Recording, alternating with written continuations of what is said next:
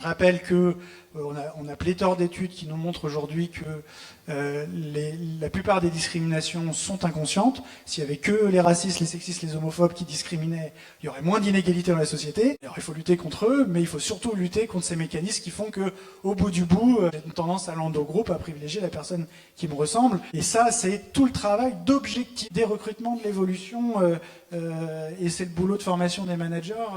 De toutes les strates qui ont des prises de décision importantes pour qu'on objectivise.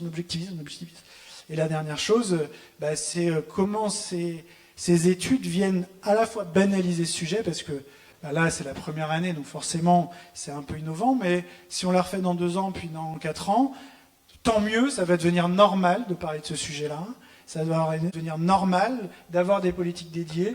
Et je pense que la plupart des collaborateurs, des collaboratrices dans l'entreprise, en réalité, à partir du moment où on le fait de manière intelligente, c'est-à-dire sur un principe d'équité, vont adhérer dans ces politiques qui seront mises en œuvre sur les questions d'origine.